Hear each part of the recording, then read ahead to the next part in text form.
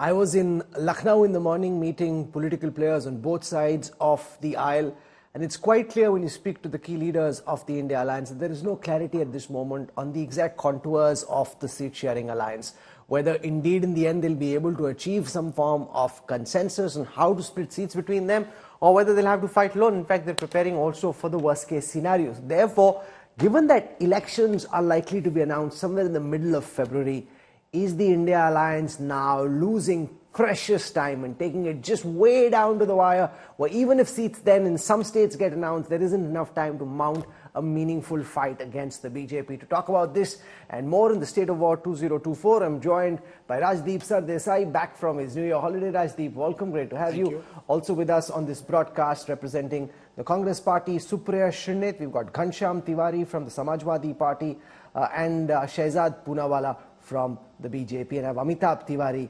political and strategic analyst, joining us on this broadcast. Rajdeep, you've been speaking to various people, at least the sense that I picked up in Lucknow this morning is that ho bhi sakta hai, ho jaye, hona chahiye, but we don't know for sure.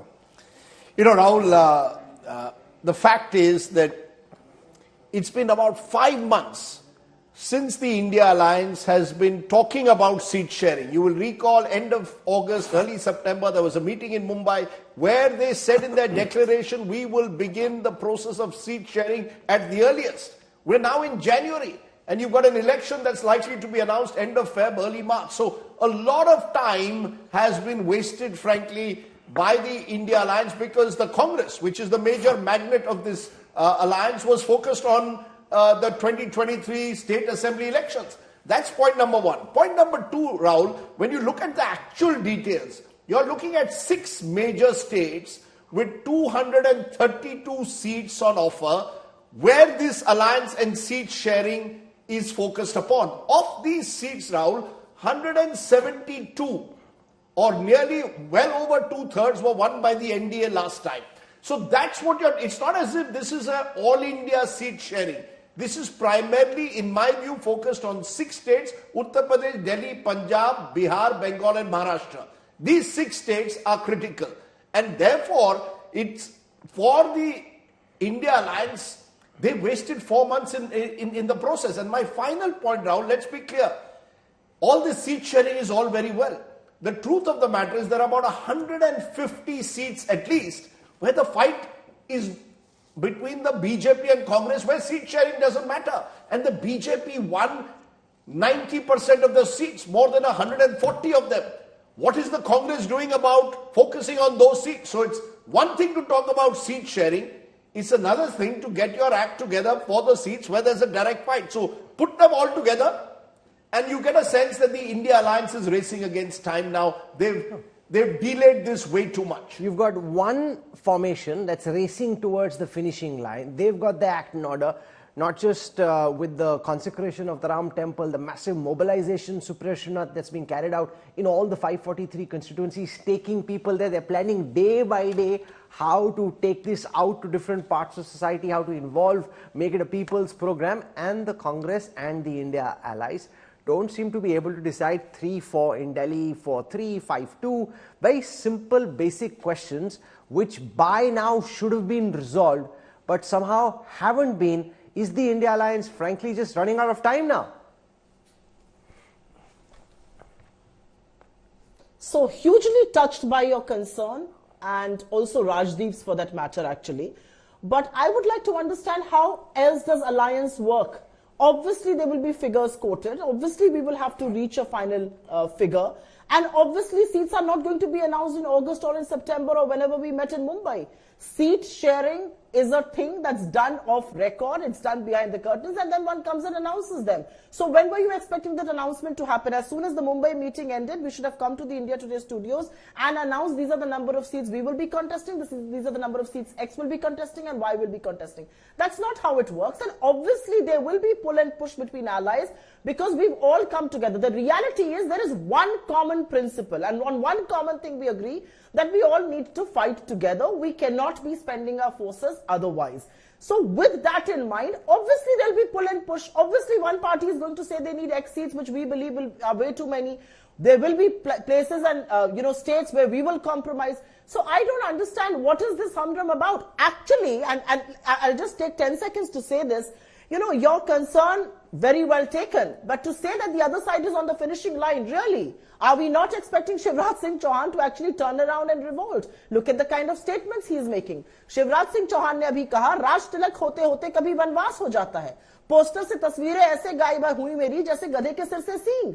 Look at the kind of noises they are coming. Look at Vasundhara Raje, who doesn't attend the swearing in ceremony of other ministers. She did not even go to campaign for the by-election Karanpur, which we won, with a humongous margin, where Sachin Pilot stood there, sat in there, contested an election which we won. So all I'm trying to ask you is, it's all very good to say finishing line. What are we talking about here? What are the issues? Is the BJP massive mobilization that you talk about? Is the BJP looking to do anything massively on jobs, anything massively on prices, anything massively on petrol and diesel that was expected to come down on the 1st of January? We're today talking on the 9th of January. So it's good to, tell they are doing massive things. Who are they doing these massive things for? Not for the people of this country, for sure. No, but this is very powerful rhetoric. The fact is, unless you can get down to the brass tacks of dividing seats amongst you, you frankly can't even begin the fight, because just one second, Ghanshyam Tiwari, So, I was speaking to senior Rahul, leaders from your party. I don't want to name them on television, but the fact is that they were also in a worst case scenario preparing for all 80 seats, saying that, okay, if we don't have it, we're losing time, we're not getting responses fast enough from the Congress. And I said, how many seats do you think that they deserve to contest on? He said, though aap khud dekh lo, they're looking at the 2022 assembly election numbers, which really paint the Congress in a very dismal picture in terms of the vote share they picked up. If you aggregate all the assembly segments that make up a Lok Sabha seat, it's a very dismal picture. And they say, you do the maths. They've sent that sheet to the Congress High Command and say, look at it, aap batao, kya samikaran hai, who are your candidates, who do you think we can put up? Now, given the reality, are you fearing that, all this is good what Supriya Srinath is saying, it makes for good television talking points, but ultimately you're running out of time. It's now getting highly precarious for there to be any meaningful contest versus the BJP in 2024. Good evening, Rahul, to you, the viewers and fellow co-panelists. There are three things that are important. I have seen the reports of the meeting that was held between Congress Party and Samajwadi Party today. I've seen the reports of India Alliance meetings about Delhi, about Maharashtra, about several other states as well. Not in one report, not in one statement, that the leaders who are engaged in seat sharing are saying that this is very difficult, we will run out of time and we will not be able to do it. In fact, in every meeting they are saying that we will be able to do it. No, once again, so that you don't get this wrong, you don't run out of time when you announce the seats. That's the starting point. That's the first step to mounting a campaign. You're making it seem as if that is the end point. It's not. By then, the BJP is already fully going out, all cylinders going on the campaign trail. Yes, BJP going out. Let's take the second part of the statement. Bihar BJP has maybe 4, 5, 10, I don't know how many allies do they have. Is the seat sharing done? We can't even name the number of allies they have in Bihar. Maharashtra, they have 4, 5, and the more parties they break, maybe 10 allies they will have. Have they done the seat sharing in Maharashtra? Their only ally in Tamil Nadu ran away. So is there a seat sharing? What is BJP's strategy in Andhra Pradesh? So BJP has only one agenda in this entire election, that people have to be blinded by their propaganda of faith, and that is the sole agenda and the power of Narendra Modi. Have they started saying that 10 years later, Achhe Din Aa Gaye? That should have been their campaign.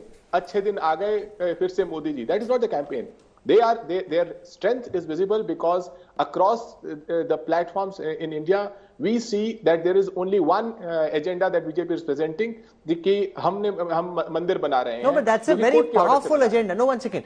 Because I spent some time traveling in some parts of UP, Rajdeep, the fact that society is massively mobile, I don't think people when they are watching are realizing the extent to which the idea of the Ram temple is connecting, whether it is Kashi, whether it is in Prayag, whether it is now in Ayodhya, not just with the fact that you're doing the consecration, but there is a massive outreach, and that is very, very tangible and visible. Look, I was in Goa, and even in Goa, every Goan Hindu household, VHP, RSS are sending their cadres to distribute the holy rice, the Akshata, and saying, do light up diyas on the 22nd of January.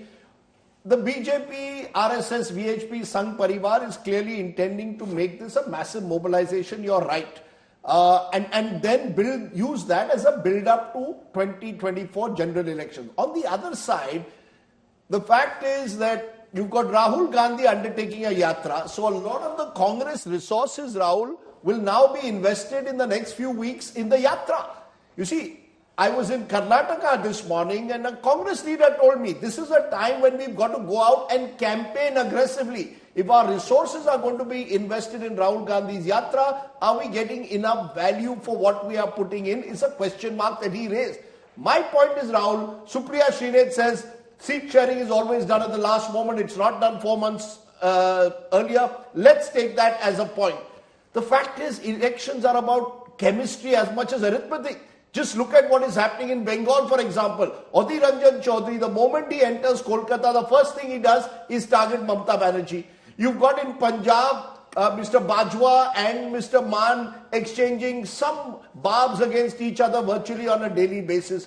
All of this does not lend to a alliance that on the chemistry front looks like it will work, even if it works arithmetically, except for Maharashtra, where I sense that all three parties have worked out some kind of a modus vivendi. No, one second. Even there, the Uddhav Balasaheb Thackeray Sena is asking for 23 seats. That's okay. You see, that will eventually get resolved because at least you're not bickering publicly with each other and targeting each other personally.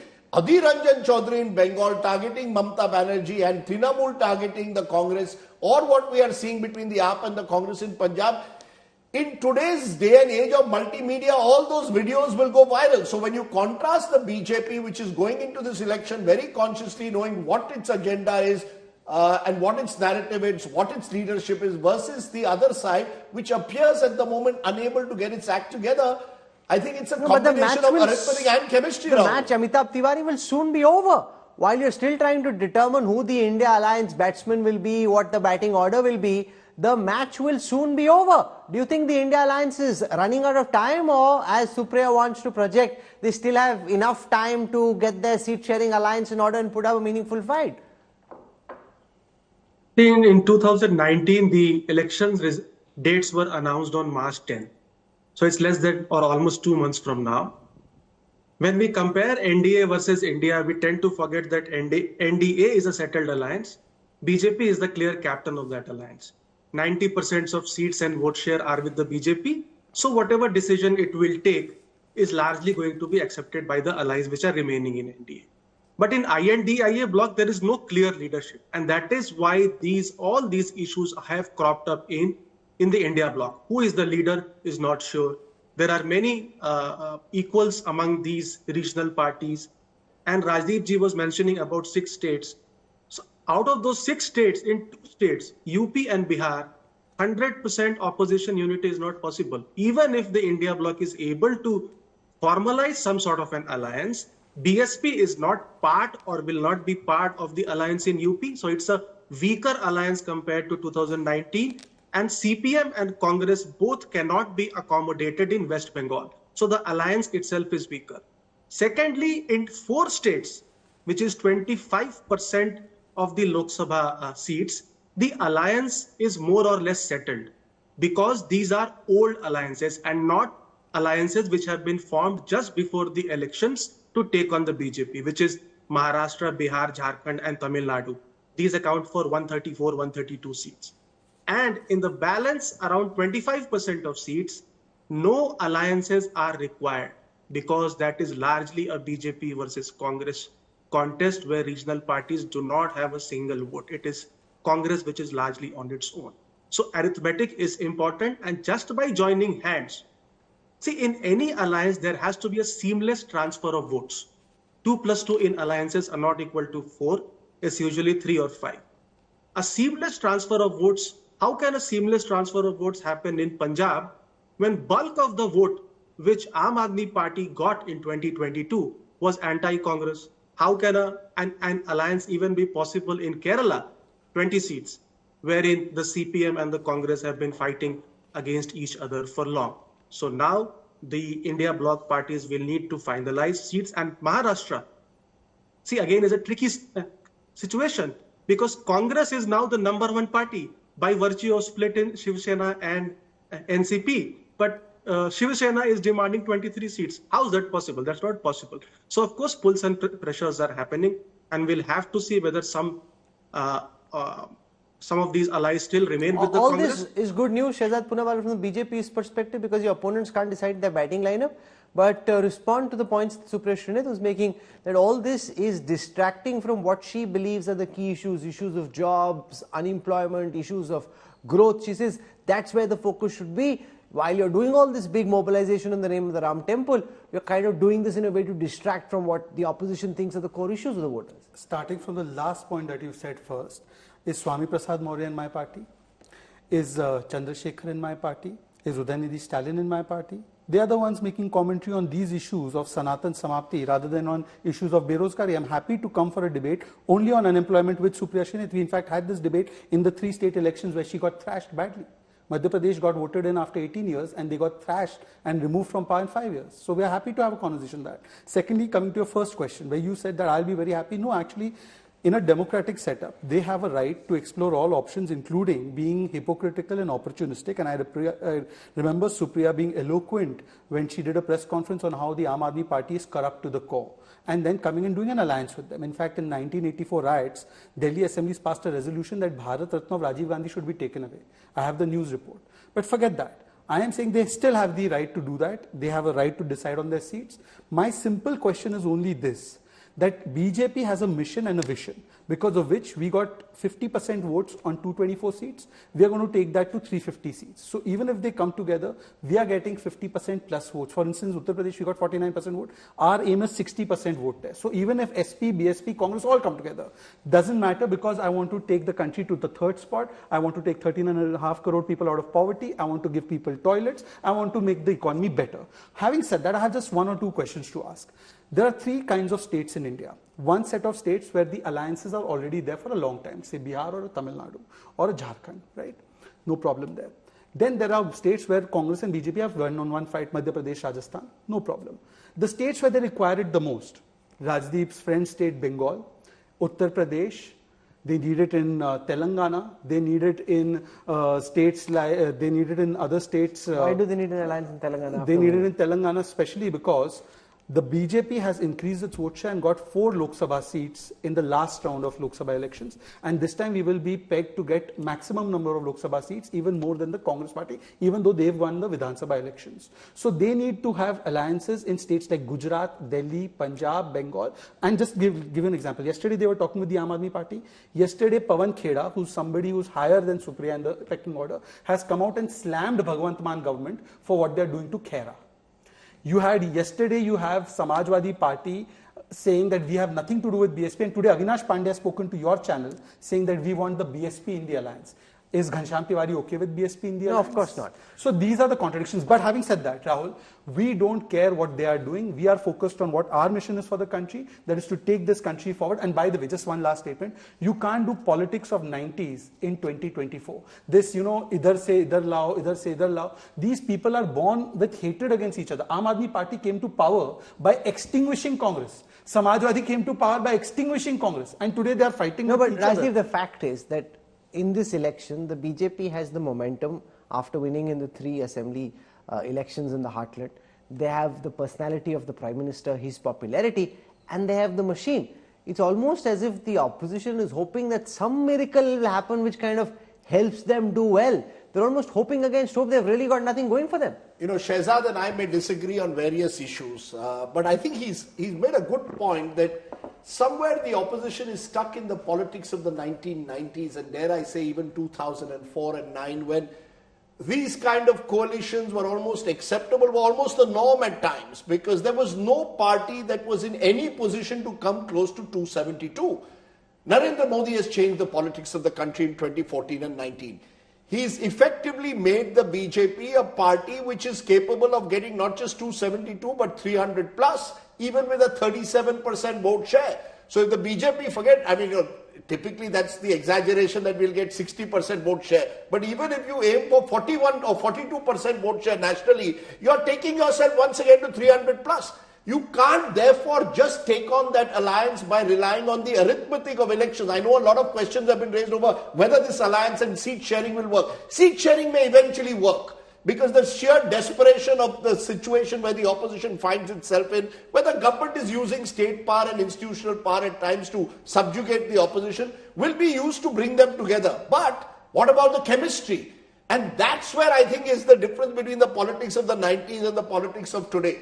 You see, then you could get by with forming these coalitions because India was not in a situation to give any one party or leader the kind of majority. Now when you've given them 37-40% of the vote, you're going to have to get your chemistry right and your arithmetic right. And I don't see that happening at the moment. And Supriya, the opposition will have to give the people of this country some reason to believe.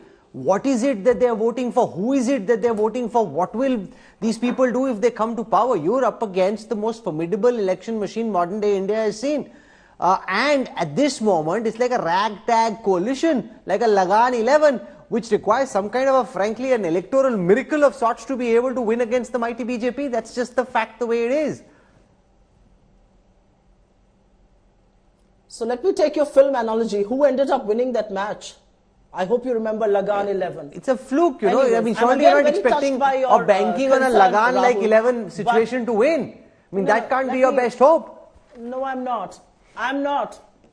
Rahul, let me finish. You brought up an analogy. It was important for me to remind you the winner of that contest because you were making that analogy to deride the opposition. It was important to remind you that the analogy that you were bringing to the table had a different victor than you were making it out to be. So it's important to just remind the viewers of the movies that we've all seen and watched up growing. But anyways, do you really want me to answer what are the people of this country going to vote for? The people of this country are going to vote against a government, against a prime minister, against a home minister, against the Gujarat government that released the absolutely dreaded criminals in the Bilkis Bano case who are now going to be sent back to prison. And yes, Mr. Modi and Mr. Amit Shah were party to their release. Everybody knows that because this was a CBI court that had ordered this. They needed permission from the Delhi government. The Delhi government gave its permission. That is what people will vote for. People will vote for the fact whether it's the most celebrated athletes from Haryana or the 500 girls who have written 5 letters and are sitting on protest in Haryana against Mr. Khattar, against sexual abuse in the Devilal University, not getting any respite at all from the government. That's what they're going to vote for. They are going to vote for the fact that Mr. Modi can keep talking about the moon, he can keep talking about the stars, but the reality is that 11,000 MSMEs shut down in this country every No, but you year. had a much better chance in the assembly elections where you had a similar agenda and you saw what happened there. Why do you think, if you're throwing the same kind of fuel into the engine, why do you think the engine will function differently in the Lok Sabha elections? I will tell you why. I will tell you why. Because state and Lok Sabha are two very different elections. 2003 December.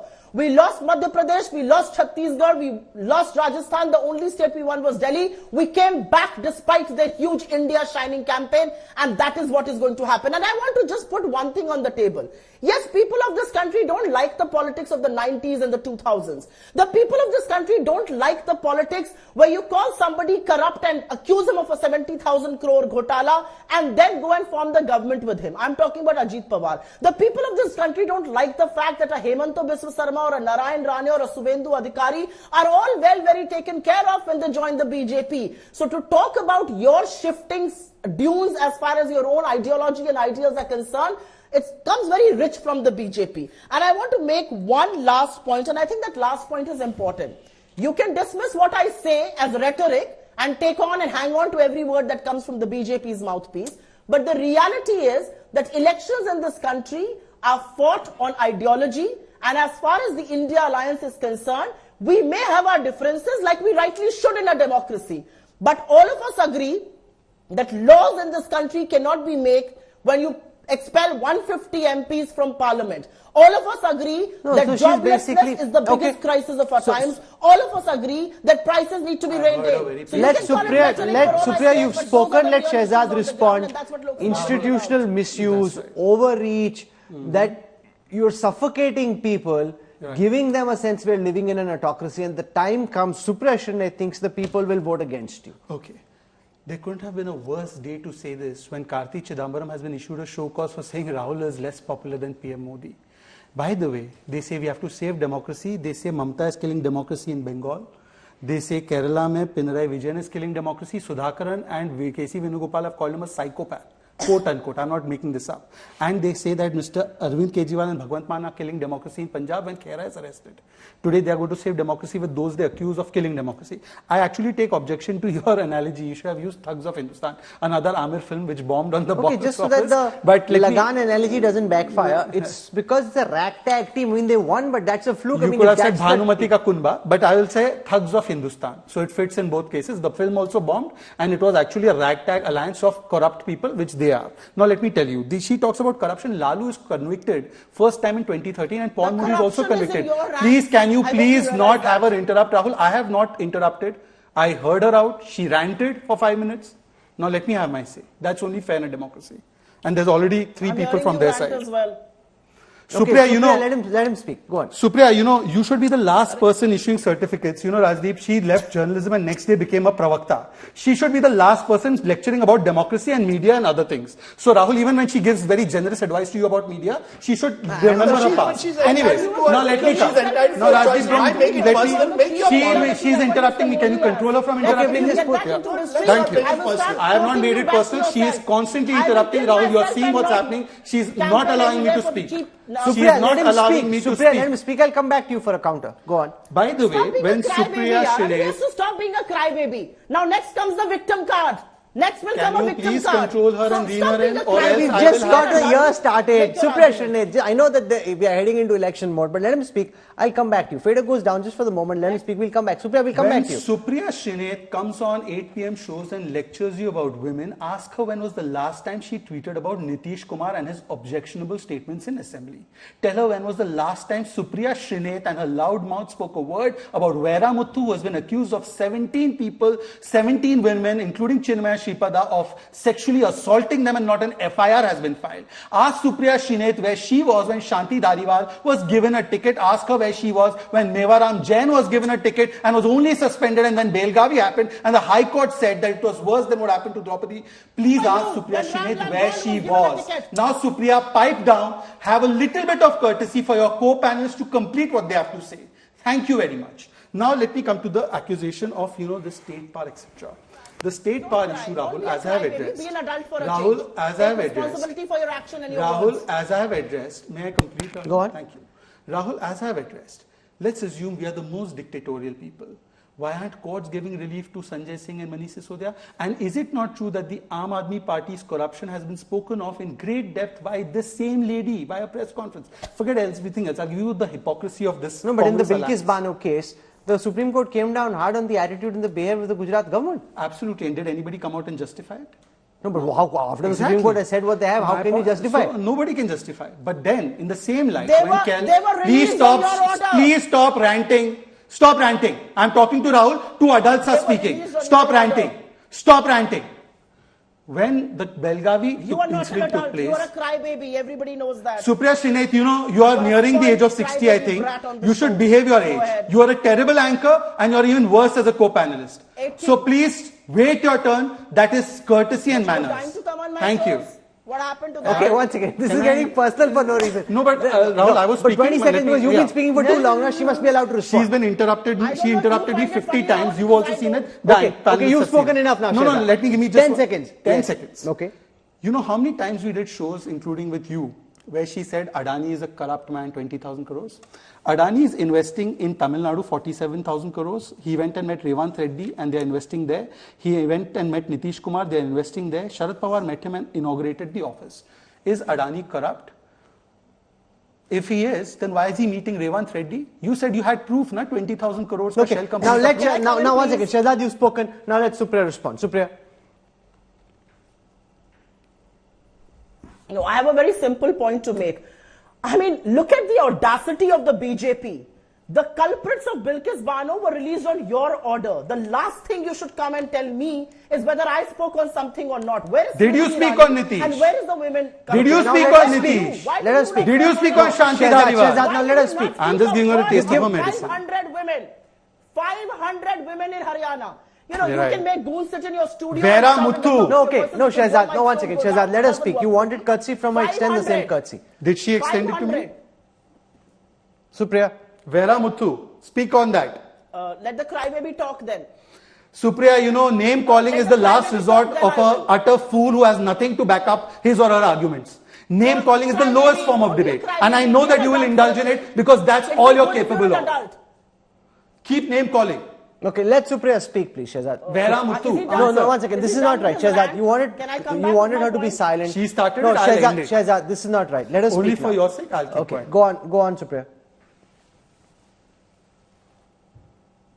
Bilkis Bano, the BJP is absolutely mum despite the fact that the culprits were released on the orders of the central government with their consent. Why are you silent on 500 of those Haryana women? Why are you silent on the athletes? Why did you give a ticket to Ramdular Gaun, actually convicted for raping a minor, your MLA from Sonbhadra in UP? Why are you silent on all of that? Why this selective amnesia when it comes to your people? You will be silent on Hathras, you will be silent on Lakhimpur, you will be silent on Shahjahanpur, you will be silent on Sengar, you will be silent on Ramdular Gaun, you will be silent on Brajbhushan Singh, you will be silent on Bilkis Bano. Why? And what about those girls in Haryana? Why are you silent? Why is Mr. Khattar silent? Why is Smriti Irani silent? Why is the Women Commission not taking cognizance? It's 253rd day today. Manipur is still burning. People are still fleeing their villages. The Prime Minister doesn't bother to take cognizance or go there. Why, may I ask? Is Manipur not a part of the country? Go do a photo show there. But please go to Manipur. Because as the Prime Minister, an elected Prime Minister of this country, it's your duty, it's your moral compass, your moral responsibility to stand with our people. And Manipur is looking in your direction. Double engine की सरकार. क्या सरकार चला रहे हैं? 253 दिन हो गए, आप मणिपुर नहीं गए. That's the reality of this government. So why Lakshmadeep, why not Manipur? That's the question the opposition asked. 1 second. Rahul, now you ask me to No, keep Supriya, quiet. you've spoken, now let him speak. she will extend the Supriya, same you've had an courtesy now. opportunity to make your No, argument. let me make a 5-second This is comment. not give her 10 seconds. Will she then keep quiet when I speak? I'll try. You Give her just 10 make- No, let her, then you It doesn't ensure work. that. No, 1 second. Rahul, I'm sorry, this doesn't work. You know, if She has somebody is spoken on so report much. and somebody is sitting in the... It Who's the doesn't crybaby work. now? Let me just make a 5-second 5 seconds, okay, go on. When you are a partner with the PDP government, when you are a partner with PDP, PDP is a political party. When you cease to be a partner with the PDP, it becomes a part of some gang. That's the reality of the BJP. Mr. Ajit Pawar is a goon, corrupt, till he is not a part of your government. अब उन्होंने गंगा से गोता लगा लिया है. Okay. Same for Now let Suvendu, Shehzad same for respond. Hemanta Biswa Sarma, Ghanshyam, same I'm for sorry, Narayan this Bane, is same India for anyone Alliance who comes speaking to for, you. I hope, That's the hopefully for reality. each other, but let Shehzad counter. Go on, Shehzad. Rahul, since you told me to keep quiet, I heard her absolutely patiently, and I hope the same courtesy will be extended when I answer on Manipur. And I hope she won't keep interrupting. Rahul, as far as Manipur is concerned, have they brought a no confidence motion against the government of Manipur headed by N. Biren Singh till now? They brought one against the central government. In the What's central up government. with- Now is again that she has an interrupted. argument? Rahul, again she has interrupted. Now stop her. Is that an Now she should be argument? stopped. You are stopping me. You should stop her also. Okay, Rahul, Supriya, stop her. if you keep interrupting, I'll have to put that fader down, which is not fair because you're away from the studio, but please do not interrupt. Allow him to make his argument. I will come back to you for a counter. Rahul, if these people had a goddamn You should have inkling put your about fader down then, doing anything, while he was talking. This is Rahul. This is absolutely unfair. Now, you tell me when I should start. I'll start only then. Supriya, let him speak. Go on. Supriya, don't interrupt again because the next time she interrupts, put that fader down. Go on, Shehzad. Rahul, they talk about Manipur. They wanted a discussion on 267, which they wanted the Prime Minister to open, which was not possible in that particular provision. They said we will not allow Parliament to function, and the Delhi Services Bill comes about. They sit for the Delhi Services Bill discussion, and then when they bring a no confidence motion against the central government, but not have brought any no confidence motion against the N. Biren Singh government till date. Why? Secondly, as far as Manipur is concerned, the same rhetoric they used in the Northeast elections. There was an election in Mizoram also, by the way, in these 5 state elections. In Mizoram, the Congress party is down from 5 seats to 1 seat, and the BJP has doubled the number of seats it has won. In fact, we won in the most dominated Christian community seat. By the way, Supriya Shinit, since you talk about the Northeast, please let me know that between 2014 to 2022, we have signed the Alpha Peace Accord, Naga Accord, Bodo Accord, Tripura Accord, Blue Riang Accord, Karbi Anglong Accord, and the Assam Meghalaya Dispute Accord. What have you done before 2014? You said bye-bye to Assam in 1962. You bombed Mizoram on 5th March 1966. And by the way, please tell me, Supriya Shinit, if you were so concerned about Northeast and the people of Northeast could see that, you would not be out of power of Nagaland for last 50 years. You have not been in power in Meghalaya. You have not been in power in Tripura. You have not been in power in Mizoram. You have not been in power in Assam for a long period of time. This is because people can see through what you have offered. We have given development to the Northeast, including 1 lakh crore projects, including doubling the number of airports, including making it a mainstream and importing people from there as ministers. By the way, you are concerned about Northeast. Why isn't your Nyaya Yatra starting from Arunachal Pradesh? Because east to west. East point is Arunachal Pradesh. You're not going there because you have an MOU with the Chinese. Now let's get out of that. Now my main important point is only this. Rahul, the point that I'm trying to make today is that she said this is about Vichardhara and alliance. The Aam Aadmi Party said Rajiv Gandhi's Bharat Ratna should be taken back because he is involved in the 1984 riots. Now I want to ask Supriya Shrinet that does Aam Aadmi Party still believe this? Okay. Have you changed your position and you agree that you are involved in 1984 Supriya, riots? this has to be the final intervention between the both of you because I have two other guests to go to. Supriya. The fact that there should have been a non-confidence motion against the Manipur government is the most blasphemous argument one can make and one can hear. The no-confidence motion was brought in because the Prime Minister refused to come to the House and we wanted a statement from him. The reality is that in Mizoram, your vote share has dipped from 8.9%. So you don't want Biren Singh Shehzad. This election. But you wanted Biren Singh. Shehzad, let us speak. Shehzad, let us that speak. there have been bullets fired. The reality is there are bullets that have been fired between Mizoram and Assam. That's the reality of your law and order. The reality is nobody knows what the Nagaland Accord is.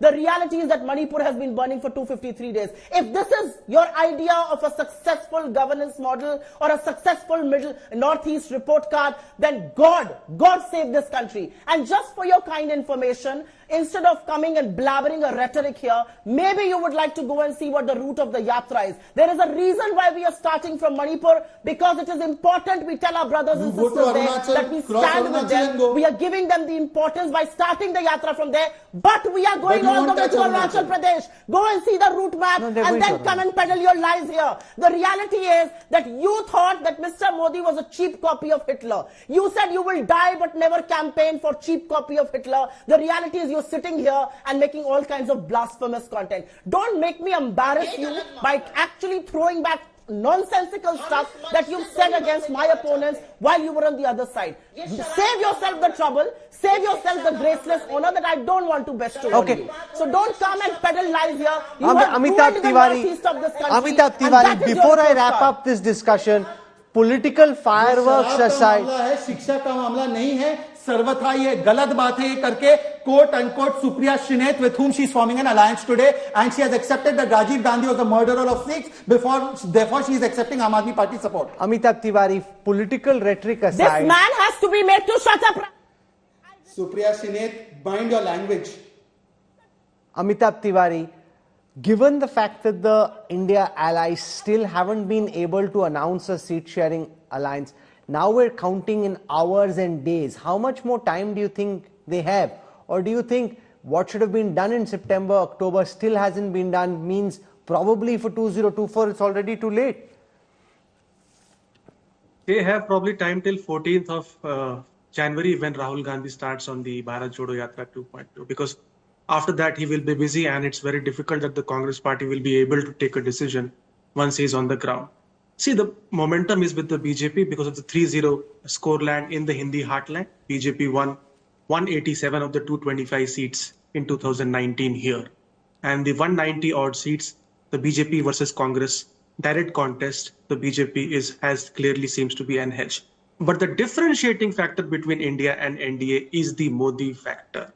A lot of the issues are getting dwarfed in a sense because Modi enjoys the popularity of the people. His popularity ratings are high.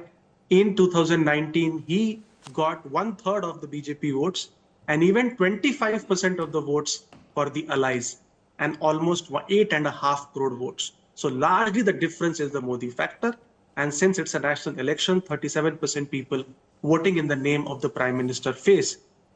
The lead or the momentum is with the BJP is because of one person, which is Modi. If you remove Modi from the equation, then it becomes a fairly close contest. That's very simplistic to say remove Modi from the equation because it's his show. We're in his era. And that's the fact. And till the time he's there, that's the fact that the BJP has to its advantage and the opposition has to their great disadvantage. Let's see how the pieces move on the chessboard next. Ghanshyam Tiwari, I'm sorry I couldn't give you as much time as I would ideally like to, but hopefully we'll have you back and we'll talk a lot more. Amitabh Tiwari, thank you very much. Also, thank you to Supriya Shrinet and Shehzad Poonawalla for really the fireworks display right at the beginning of the new year.